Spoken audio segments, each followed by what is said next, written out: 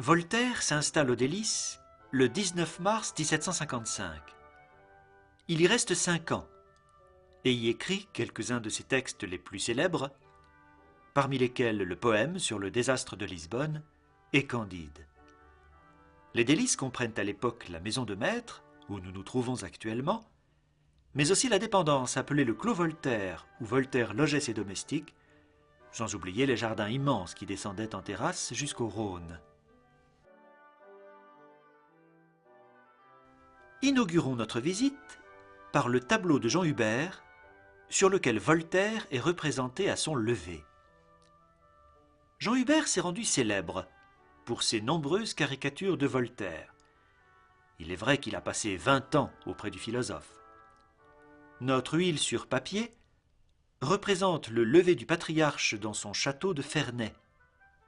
Le tableau est pourvu d'une tonalité parodique, ce type de représentation étant traditionnellement réservé à la personne du roi. Le peintre Jean Hubert prenait, semble-t-il, beaucoup de plaisir à présenter Voltaire de manière peu flatteuse. Regardons par exemple ce pastel qui date de 1765. Il n'hésite pas à peindre le philosophe sans son dentier. Voltaire se plaint d'ailleurs de telles indélicatesses, comme en témoigne une lettre envoyée à Madame du Deffand en 1772. « Puisque vous avez vu Monsieur Hubert, il fera votre portrait. Il vous peindra en pastel, à l'huile, en mezzo tinto. Il vous dessinera sur une carte avec des ciseaux, le tout en caricature. C'est ainsi qu'il m'a rendu ridicule, d'un bout de l'Europe à l'autre. » Mais si Jean Hubert prenait plaisir à caricaturer le patriarche, il éprouvait également pour lui une véritable fascination, à tel point qu'on le surnommait Hubert Voltaire. Cet autoportrait en est une évidente démonstration. Le peintre a en effet choisi de se représenter dans une sorte de mise en abîme lors de la composition d'un portrait du philosophe.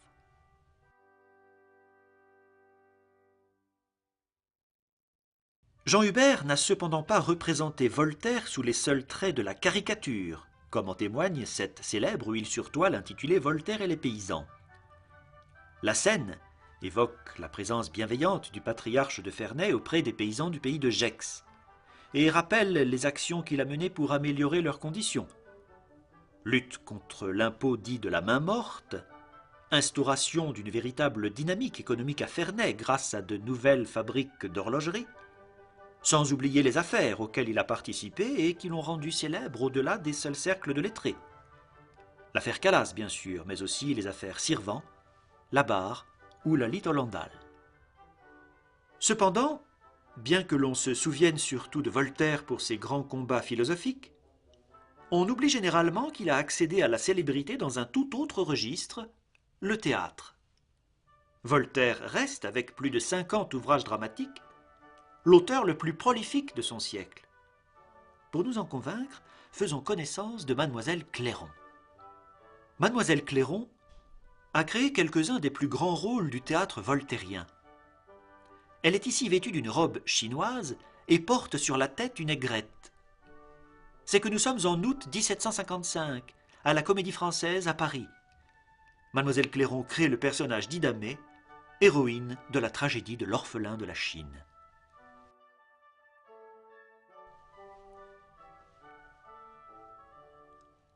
Larive fut quant à lui l'élève de Mademoiselle Clairon. Idole des jeunes filles, il est ici représenté sous les traits de Zamore, héros de la tragédie Alzire ou Les Américains, bien oublié aujourd'hui, mais sur le texte de laquelle Verdi a composé son premier opéra, Alzira.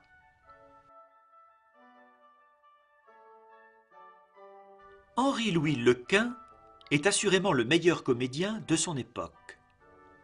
Ami de Voltaire et formé par lui dès sa prime jeunesse à l'art de la comédie, il est le premier visiteur de marque reçu aux Délices dès le mois de mars 1755.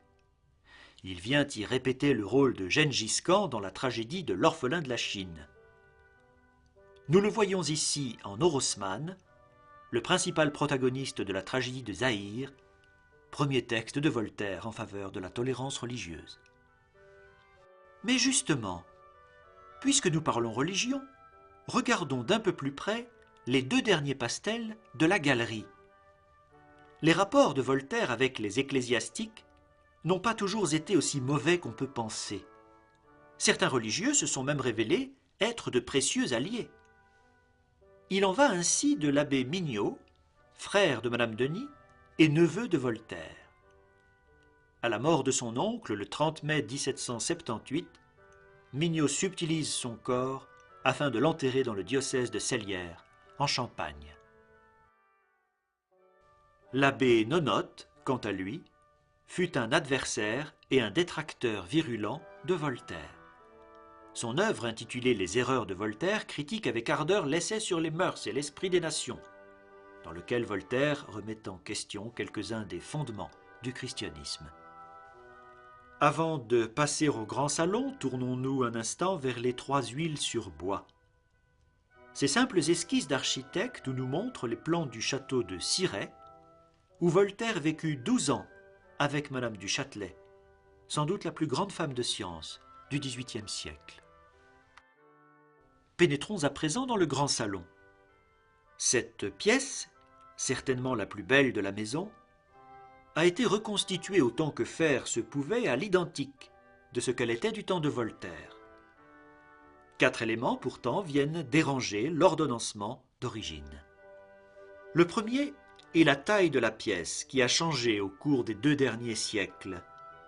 Vous noterez que les restaurateurs ont laissé de fausses portes de part et d'autre du grand salon afin de rappeler la présence, avant la restauration de la maison, d'un ancien couloir. Deuxième différence, la cheminée. Ce que vous voyez est une cheminée de marbre du XIXe siècle. La cheminée au XVIIIe était plus petite, sans doute moins luxueuse, et l'on sait pourtant combien Voltaire était frileux. Troisième élément, le mobilier. Les fauteuils Louis XV, les chaises Louis XV et les commodes qui sont dans cette pièce ont certes tous appartenu à Voltaire, mais il s'agit des meubles du château de Ferney. Nous attirons enfin votre attention sur le 4e élément, à savoir les superbes bois sculptés de Jean Jacquet, qu'on peut admirer au-dessus de la cheminée, au-dessus de la console et vers les 3 portes d'accès. Ils n'ont pas été connus de Voltaire, puisqu'ils datent de 1784, l'époque de Tronchin, son successeur aux délices. Le portrait intitulé Voltaire à l'âge de 24 ans est une œuvre de Nicolas de Largillière. Voltaire est représenté alors qu'il vient tout juste d'accéder à la célébrité avec sa première tragédie d'Œdipe. De l'autre côté, nous retrouvons, représentée par le portraitiste français Jean-Marc Nattier, Émilie du Châtelet, femme de science avec laquelle Voltaire a vécu à Paris puis au château de Cirey, une liaison amoureuse et une passion intellectuelle. Sans Madame du Châtelet, Voltaire n'aurait sans doute pas publié ces éléments de la philosophie de Newton. Avant de quitter la pièce, attardons-nous quelques instants sur la statuette d'Heinrich Göschel. Cette statuette, intitulée Voltaire et Frédéric II, représente bien l'ambiguïté des rapports du philosophe et du roi de Prusse. D'un côté, Voltaire admire en Frédéric le stratège militaire, mais voit en lui un piètre écrivain. De l'autre, Frédéric admire en Voltaire le plus grand poète de son siècle, mais déplore l'attitude du courtisan. Au XVIIIe siècle, le salon est l'endroit le plus important de la maison. Lieu par excellence de la socialisation et de la conversation, c'est dans cette pièce que Voltaire reçoit, en août 1756, Jean Leron d'Alembert, chef de file des encyclopédistes, venu aux Délices pour recueillir des informations en vue de la rédaction de l'article Genève de l'encyclopédie. Cet article, s'il entend louer la cité de Calvin, n'en provoque pas moins une violente polémique. Les pasteurs genevois n'apprécient guère d'être présentés comme dépourvus d'une foi véritable. Les autorités, quant à elles, voient avec méfiance les arguments avancés en faveur de l'introduction du théâtre, interdite à Genève depuis le XVIe siècle. La publication de l'article Genève suscite jusqu'à l'ire de son plus illustre citoyen, Jean-Jacques Rousseau bien sûr, qui publie sa fameuse lettre d'Alembert sur les spectacles en 1757. En entrant dans le petit salon, nous pouvons faire un peu mieux connaissance avec Jean-Jacques Rousseau. Ce portrait réalisé par le peintre Robert Gardel, lors du passage de Rousseau dans sa ville natale en 1754, nous a été généreusement offert par la famille Massé. La généalogie des Massé remonte d'ailleurs jusqu'à une très ancienne famille genevoise, la famille Vieusseux, qui compte plusieurs membres à avoir connu et même côtoyé le citoyen de Genève. Le tableau du fond de salle est un portrait du comte de Vergennes, célèbre pour avoir poussé les Turcs à entrer en guerre contre l'impératrice Catherine II en 1768. Vergennes devient par la suite ministre des Affaires étrangères de Louis XVI et gère habilement les intérêts de la France lors de la guerre d'indépendance des États-Unis. Il s'opposera cependant aux prétentions de l'empereur Joseph II sur la Bavière, s'attirant par là la disgrâce de Marie-Antoinette.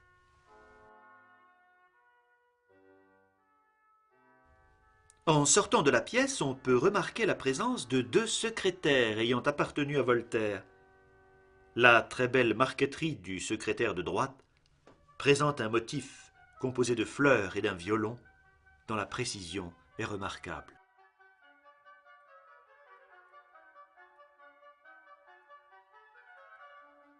Ce qui frappe en entrant dans le cabinet, c'est le parquet. Il s'agit de la reconstitution fidèle d'un parquet du XVIIIe siècle. Celui-ci, plus luxueux que les parquets datant du XIXe qui se trouvent dans les salles précédentes, a été réalisé grâce à 2 essences de bois. Le merisier pour ses teintes chaudes et le noyer pour la lumière qu'il confère à l'ensemble. Vous serez peut-être étonné d'apprendre que l'enfant représenté sur ce portrait n'est autre que le pasteur Paul Moultou, alors âgé de 8 ans et travesti en petite fille. Moultou deviendra un personnage influent de la cité de Calvin et se liera d'amitié avec Jean-Jacques Rousseau, aux côtés duquel il militera contre l'introduction du théâtre à Genève, mais aussi avec Voltaire, avec lequel il entretiendra de nombreux échanges. Vous reconnaîtrez peut-être ici le poète et dramaturge de la Révolution, Marie-Joseph Chénier, considéré comme le principal héritier de Voltaire en matière de tragédie. Sa pièce la plus célèbre, Charles IX ou la Saint-Barthélemy, est représentée en novembre 1789, quelques mois seulement après la prise de la Bastille. Elle provoque une violente polémique. Pour la première fois, en effet, un roi de France est présenté comme étant la cause même du malheur de son peuple. Un autre portrait est celui de Jean Vassereau, baron de Châteauvieux, seigneur de Dardanie, un petit village situé non loin de Genève. Vassereau n'a eu cesse de donner des conseils juridiques à Voltaire et de lui expliquer par exemple toute la réglementation complexe des lots et ventes, une spécificité genevoise en matière d'immobilier. Avant de quitter la pièce et de débuter notre ascension en direction du premier étage, arrêtons-nous quelques instants devant le très grand portrait de l'homme politique genevois Isaac Bourdillon-Dieudais, portrait réalisé par le peintre Gabriel Constant Vaucher. Isaac Bourdillon-Dieudais s'est illustré comme l'un des principaux acteurs de la Révolution genevoise à la fin du XVIIIe siècle. On lui doit un ouvrage important intitulé « Mémoire sur une contribution extraordinaire et sur l'établissement d'un monde de piété », dans lequel il préconise une forme d'impôt proportionnel sur le revenu. Il s'inspire pour cela explicitement des œuvres de Montesquieu et de Jean-Jacques Rousseau, dont les volumes sont clairement visibles dans la représentation de Vaucher. On distingue même, sur une étagère, un buste de Jean-Jacques.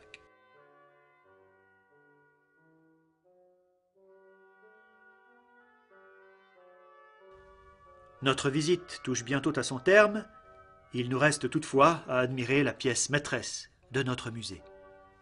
En février 1778, Voltaire, alors âgé de 84 ans, décide de rentrer à Paris. Bien qu'on lui refuse toujours l'accès de la capitale, Voltaire pense que son grand âge le mettra à l'abri de ses persécuteurs. Il ne se trompe pas. Non seulement on le laisse s'installer librement, mais on lui fait un véritable triomphe le 30 mars à la Comédie Française lors de la 6e représentation d'Irène, sa dernière tragédie.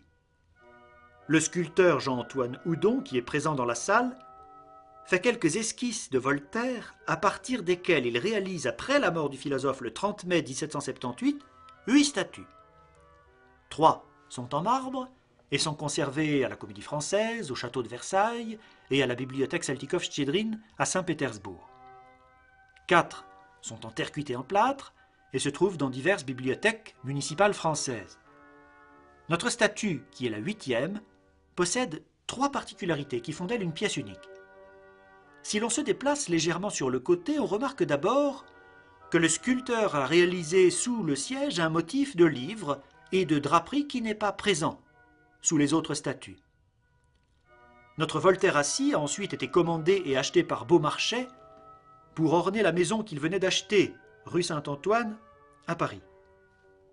Et enfin, c'est elle qui a servi de modèle à James Pradier, sculpteur genevois du début du XIXe siècle, pour réaliser la statue en bronze du Rousseau assis qu'on peut admirer sur l'île Rousseau, à moins de 800 mètres du musée Voltaire. N'est-il pas amusant de songer que l'une des statues les plus célèbres et les plus visibles de Rousseau a été conçue d'après une statue de Voltaire? Le chef-d'œuvre de Houdon a servi de modèle à l'un des plus grands peintres suisses du XXe siècle, Hans Erni, qui a réalisé en 2006, alors qu'il était âgé de 97 ans, 3 esquisses de Voltaire. Il s'agissait alors de concevoir une affiche pour l'exposition temporaire, précisément intitulée Erni chez Voltaire, et où étaient présentées les nombreuses réalisations de Hans Erni en rapport direct au XVIIIe siècle. L'arrivée en 1952 de Théodore Besterman à Genève est déterminante pour l'avenir des délices. Ce citoyen britannique, d'origine polonaise, est non seulement l'un des multimilliardaires les plus riches et les plus en vue de son époque, mais il est surtout un grand passionné et spécialiste de Voltaire autour duquel il a constitué au fil des ans une impressionnante collection de manuscrits, d'imprimés, de tableaux, de sculptures et d'objets divers.